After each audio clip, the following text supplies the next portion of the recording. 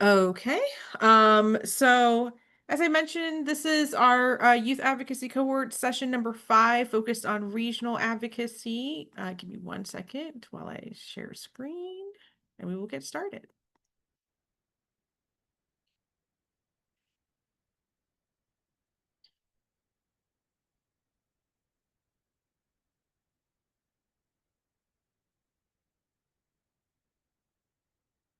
Okay. Um, so I always like starting with this picture on the right. This is one of our favorite pictures with our friend Rafi Wilkinson. He's one of our rangers for the Indiana Dunes National Park. This is specifically Mount Baldy. So if you guys haven't been here, highly recommend this hike. It's one of my favorites, and it's right here in Michigan City. So very, very close to where we are and where our Save the Dunes offices are. Okay, so as I mentioned, we're going to do regional advocacy in this session. What that really means is really focusing on water quality, land use, conservation, pollution, climate resilience, some other environmental factors that directly affect the entire region of Northwest Indiana, including the health, economy, and the quality of life for people who live here. So some of our other sessions were more broadly focused or more specifically focused. So, for instance, last session we had Highland Neighbor for Sustainability talk about the things that are happening in Highland specifically. So, this one's more regional or broad level, so more of a top-down approach. So, some of the things that we focus on at Save the Dunes that are regionally important to us are, of course, wetlands protection. As many of you know, there are a lot of very biodiverse areas in Northwest Indiana. Wetlands are one of the most important of those. So we really try and help protect wetlands. And we'll go into why that's so important later on as well. The public trust doctrine is another one. So the public trust doctrine is a state by state case basis where in Indiana specifically, you are able to freely access the entire shoreline, and it is not privately owned at all. So if you are on the shoreline, you have the right to be there, regardless of any private property that or private homes that might be near the shoreline. You, as a Hoosier, are able to freely access the entire shoreline of Lake Michigan and Indiana. So that's something that we do support and do continue to defend against some specific communities or homeowners who try and make the shoreline private property. So we continue to defend that. Of course, we protect biodiversity. As many of you know, we do work directly with the Indiana Dunes National Park, so helping protect biodiversity there, but also just regionally, we have a lot of conservation projects with many different environmental organizations in the area, including Shirley Hines Land Trust. We do also partner directly with some industries such as NIPSCO, doing a lot of pollinator habitat projects on their right of ways. And of course, also recreating responsibly and plastic pollution reduction. That's something that we focus on here, especially with Lake Michigan and the unfortunate high amount of plastic that we find on our shoreline and on our beaches. And also, of course, because this is right now peak season and there are a lot of tourists in the area visiting the national and state parks, recreating responsibly is something that we try and educate the community on. Okay, so I just wanted to kind of show this video. This is from our friends at the Nature Conservancy talking about really just briefly about the power of Indiana wetlands and why they're so important.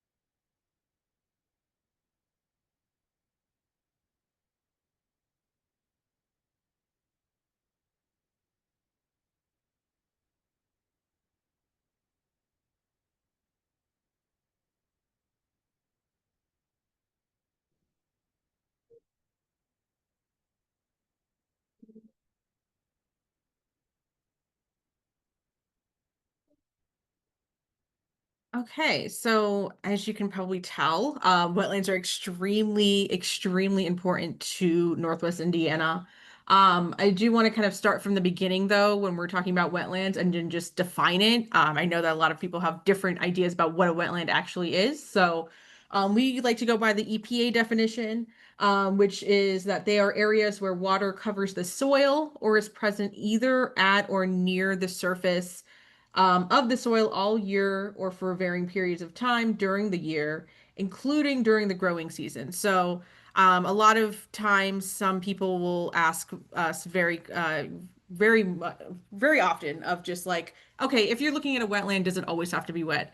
The answer is not always. Sometimes wetlands are wet and sometimes they're dry. I know that's a little bit of a change with some of the EPA definitions, but there are many types, different types of wetlands that are in Northwest Indiana. Some of them can be seasonally wet or wet only periodically. And so really just thinking about what a wetland is can change depending on what season that you're in, what season that you're seeing this specific wetland. Some of our favorite wetlands, especially in the national park area, I am biased. I do love our national park wetland. So there's one in Beverly Shores called the Great Marsh. So if you haven't been there, highly recommend. Of course, we did go visit one, session one. We went to Coles Bog. So that is also a type of wetland. So there's a lot of different wetlands in the area. Highly recommend going to go see them. So we're just going to talk about a couple of reasons why wetlands are amazing. There's a lot of other ones, but one of the biggest things that wetlands do is hold water. Especially up here. That's something that is extremely important with all of the increased flooding events in the region. So wetlands can hold up to 1.5 million gallons of water per acre, which helps reduce flooding in the ecosystems. And they also, because of all the heavy presence of industry in the region, this is also super important. They act as natural filters for pollutants such as heavy metals and can also store carbon. So, as many of you know, we have six major shoreline facilities just on the shoreline of Lake Michigan and Indiana. BP, US Steel, Cleveland Cliffs, and then NIPSCO. So the fact that wetlands can act as natural filters for pollutants is extremely important. It helps keep the water quality at a high level.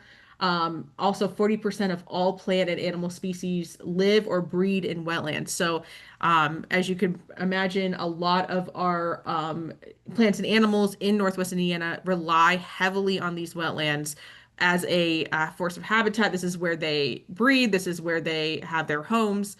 So, keeping wetlands protected is extremely important. So I'm going to talk about the economic benefits a little bit. This is some of our points that we usually make during the State House sessions or when we go and talk about wetlands in DC to our federal representatives as well. Wetlands are very economically important to people as well. Americans spend more than $100 billion on wetland-related recreational activities every single year. So, of course, and a great example in our area is, of course, going to go visit the national and state parks, which have wetlands.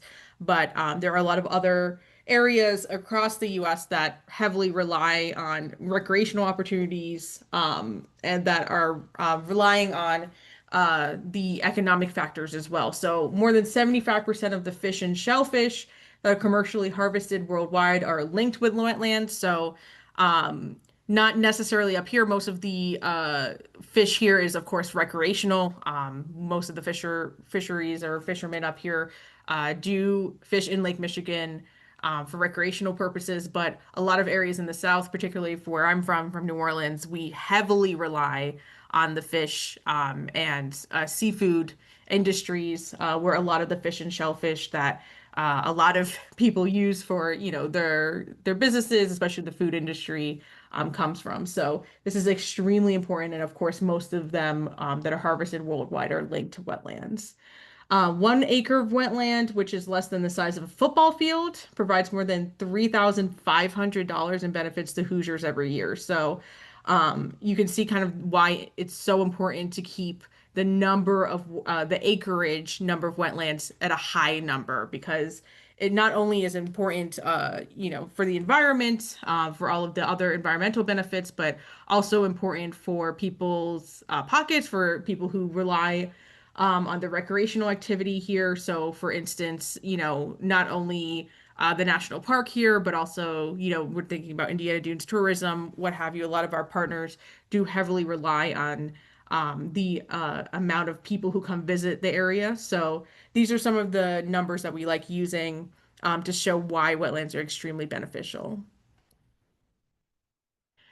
So, wetlands are really important, and there's a couple of different bills, particularly in the State House, that have been about wetlands and in the last couple of years. So, according to Indiana law, and this is Indiana state law, Indiana law categorizes wetlands based on their environmental quality and protection level. So, this is something that's very different depending on which state you live in. So Indiana is very unique in this way. Most states, I think we're actually the only state that does this. So we categorize wetlands into three classes. Class one wetlands are the lowest ecological valued wetlands. They're very disturbed, isolated lands, and they have the least number of protections under Indiana law. So think of like very highly developed wetlands, things that have been tampered with. Those will fall under class one. Class two wetlands are more moderately ecological in value. There's some disturbance, but they still provide really important habitat or flood control.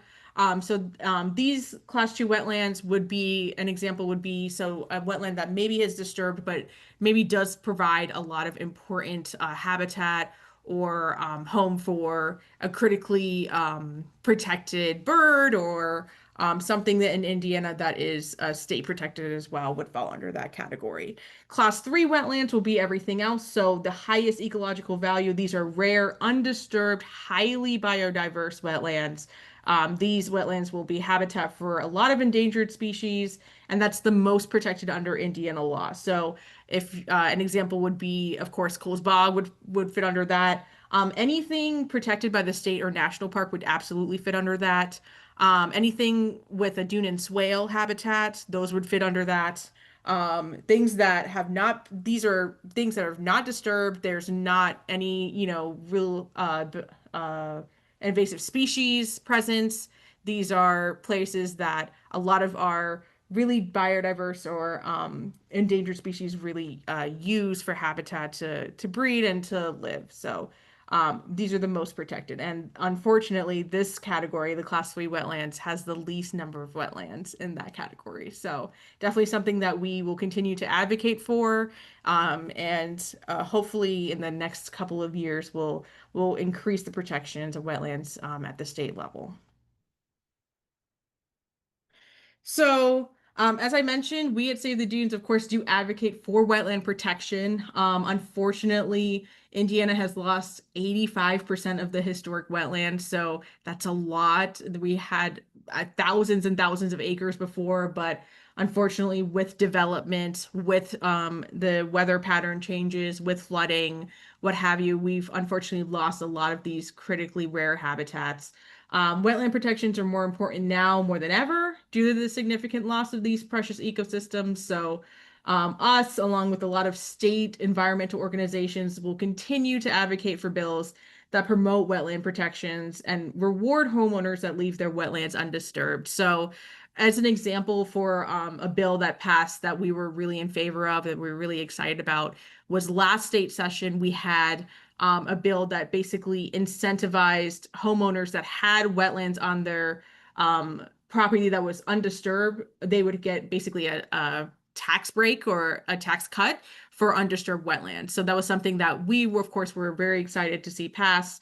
And also, also kind of gave an incentive for property homeowners to not dredge and fill these wetlands, to leave them undisturbed. So it was really a win-win situation. I know that a lot of the development community was concerned about some of the other wetland bills, but we were excited to see that this one did pass. So just an example of one of the wetland bills that have recently affected how the Indiana state protects and regulates wetlands. So I want to talk a little bit more about the public trust doctrine. So as I mentioned, the public trust doctrine is something that is in Indiana.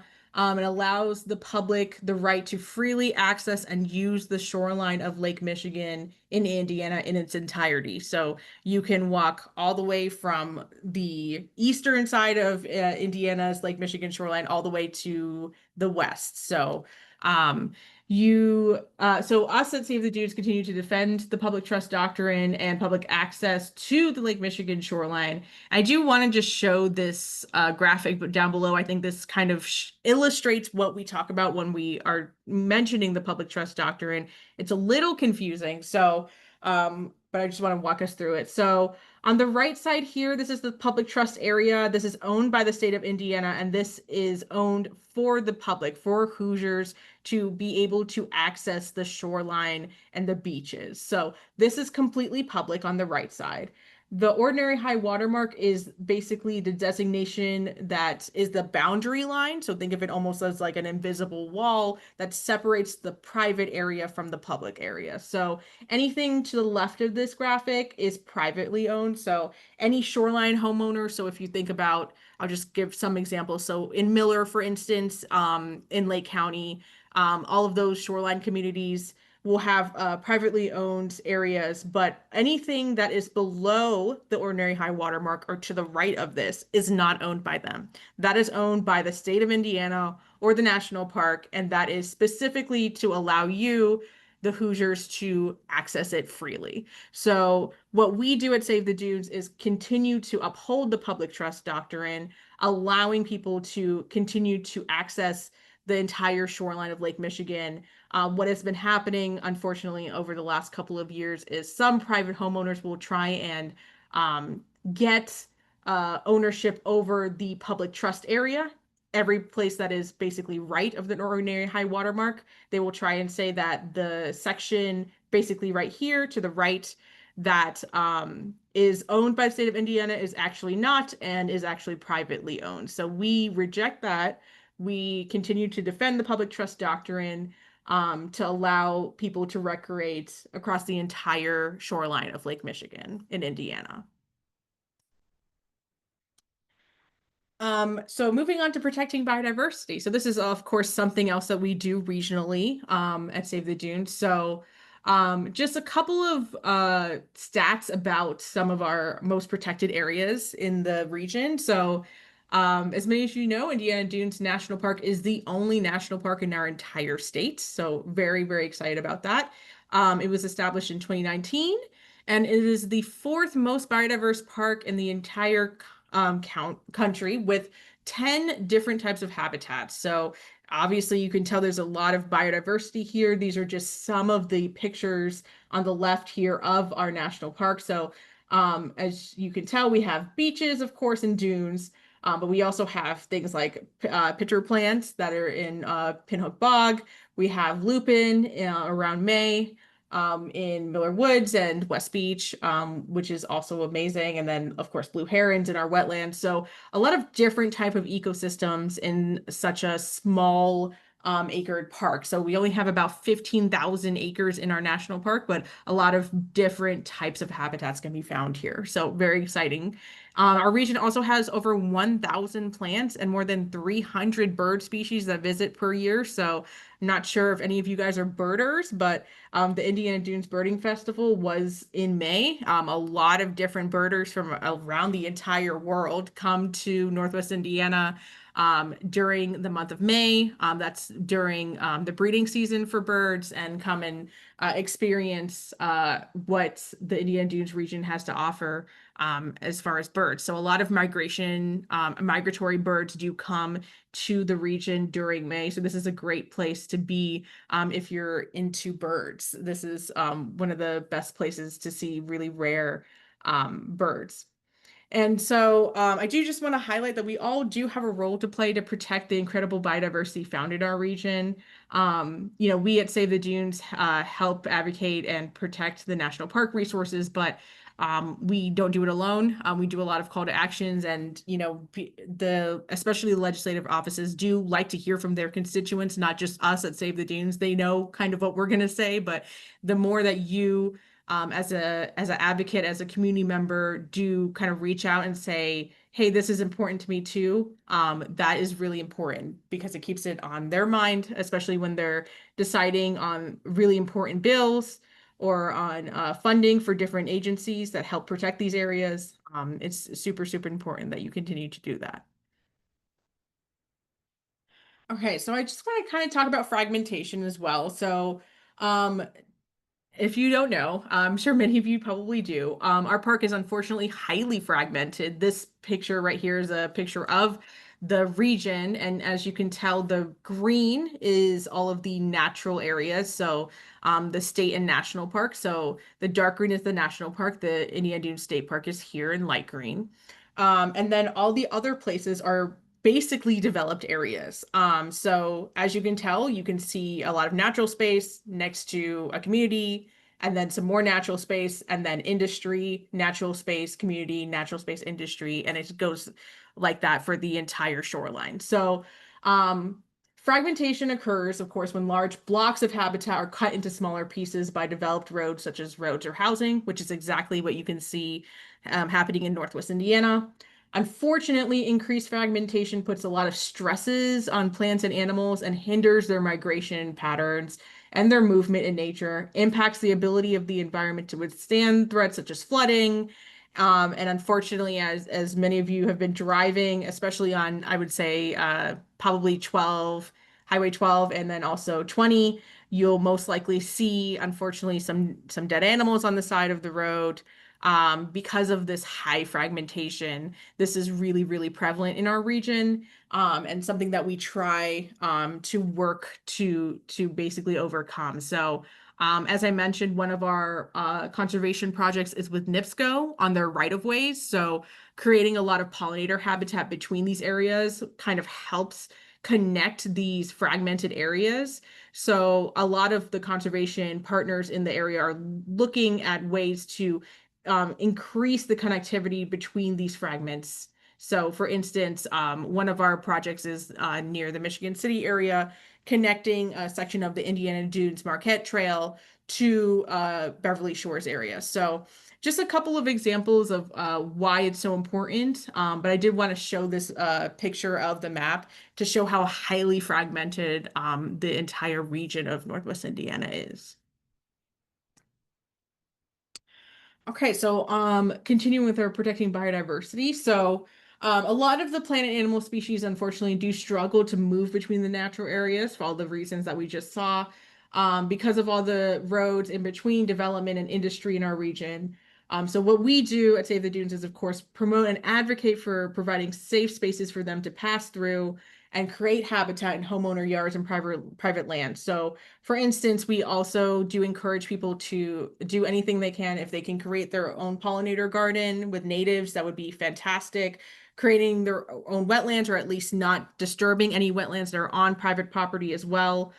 These are all really important things to protect not only our pollinators, but also our wetlands and also the animals that rely on these ecosystems. So anything that you can do to help promote or advocate for the increase of pollinator gardens or private wetlands is really a positive, especially in our region. Okay, so another way that we do a lot of regional advocacy is, of course, advocating for protecting biodiversity in the national park itself. So we talked a little bit about this before in our kickoff session, but just as a recap, there were a lot of federal changes this year to the employee number impacts that impacts rather the future of natural resource projects in the national park. So what we do at Save the Dunes is advocate directly with our Indiana legislators, both on the Senate side and on the House side. And we do a lot of call to actions to help protect our national park staff. We actually have one that's going to talk about the funding that is being allocated to the National Park Service and a couple of the other agencies. So we at Save the Dunes are grant administrators for several national park projects that help fund conservation projects in the national park itself. So we talked a little bit about the Great Lakes Restoration Initiative, but this is basically that really big bill that helps fund a lot of conservation projects across the entire Great Lakes region, including the national park. So these two pictures show just two of the sites that use the funding from the Great Lakes Restoration Initiative bill. So the one on the left is from Tolleson Dunes in the national park. This is a critically important black oak savanna area where a lot of invasive species plant control treatments have occurred. And then on the bottom right, this is Miller Woods. So this is a wetland in the Indian Dunes National Park, specifically in Lake County, where a lot of invasive species management has also occurred. So these are just two of the sites that we help protect. So there are a lot of other ones, but we do at Save the Dunes help advocate for this specific funding and then continue advocacy for any conservation projects that help protect these really critically rare habitats.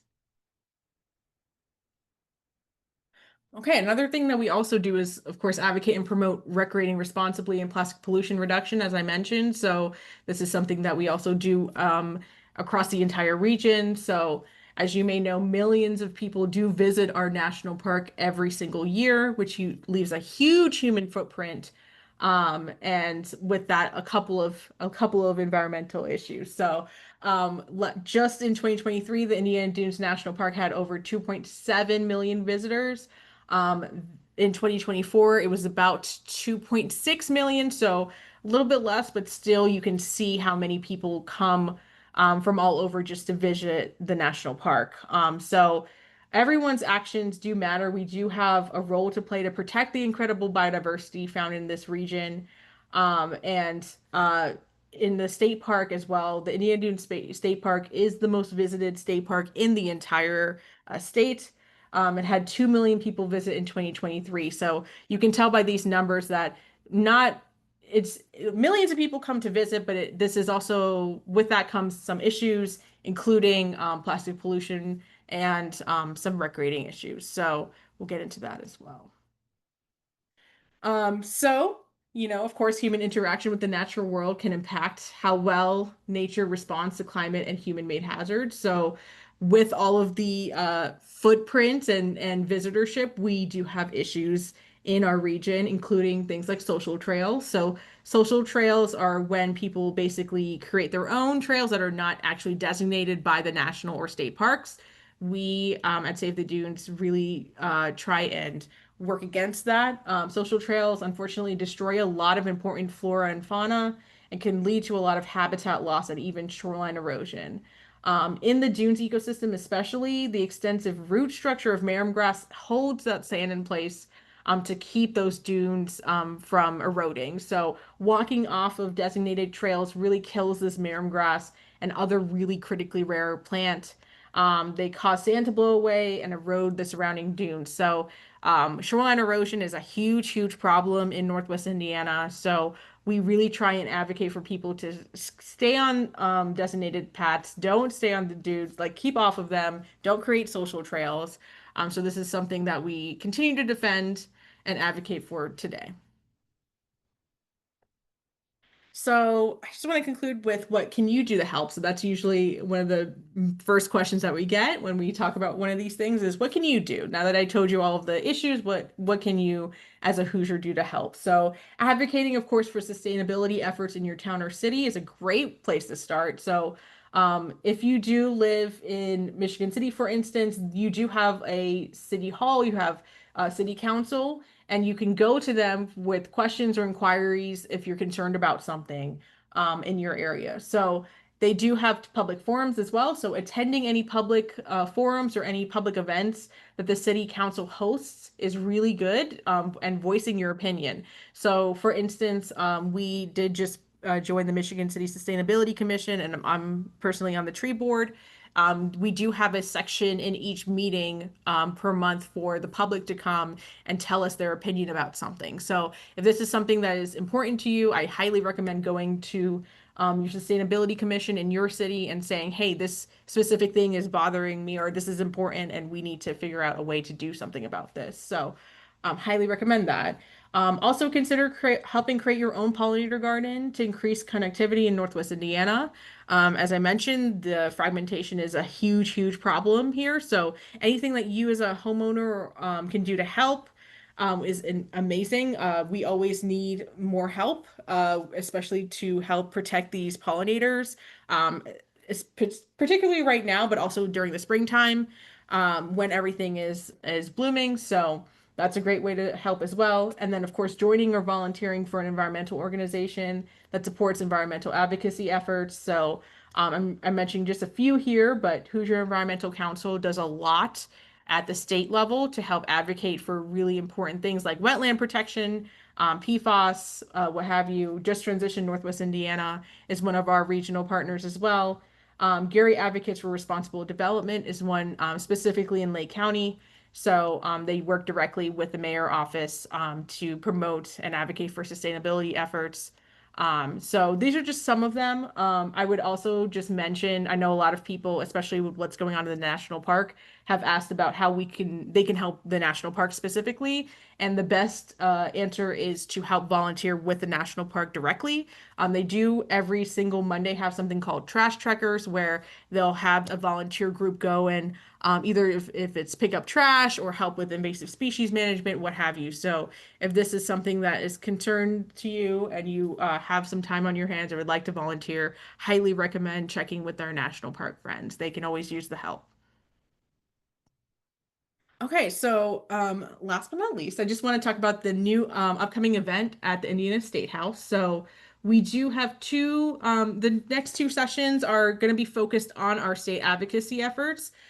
We have a presentation by the Hoosier Environmental Council policy friend. So that's July 24th on Zoom. So I'll send over some information on that. But if you do have access to the timeline that I sent, that's also the Zoom information is on there as well. But I'll send you a reminder.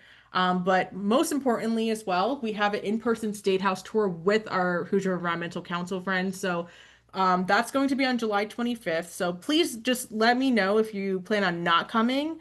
It's going to be basically, I would say, all day on the 25th. So the plan is if you can meet us at Barker House, this is our Save the Dunes offices in Michigan City, no later than 9:45 in the morning. We have a bus that's going to take us to the State House in Indianapolis and then, of course, take us back to Michigan City. So please meet at our Barker House offices at 9:45 that day. We're going to hopefully leave at 10 a.m. And then we're going to probably eat lunch on the bus.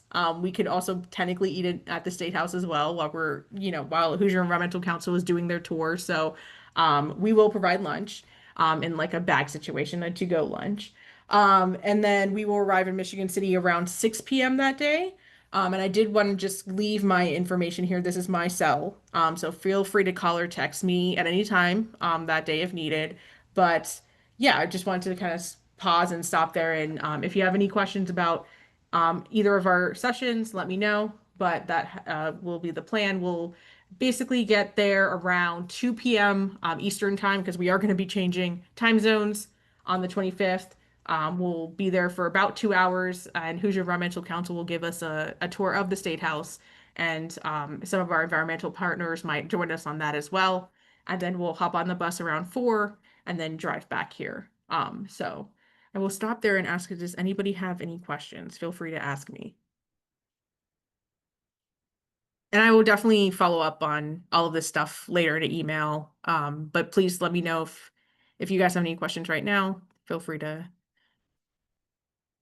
Oh, okay. Yes, I do see a question about what to wear. So I would say, I would say business casual if you would like. There's no pressure about like trying to dress up for this. This is very informal. This will just be environmental partners.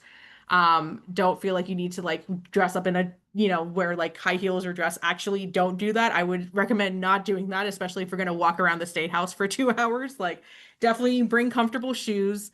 I would say maybe business casual if you would like, but honestly, t-shirt and jeans is fine as well. No, this is a very informal tour with one of our environmental partners, and so anything you would deem comfortable and would be like, appropriate at the state house would be fine. There's no dress code. Any other questions? Okay, let me just stop sharing and I will stop recording.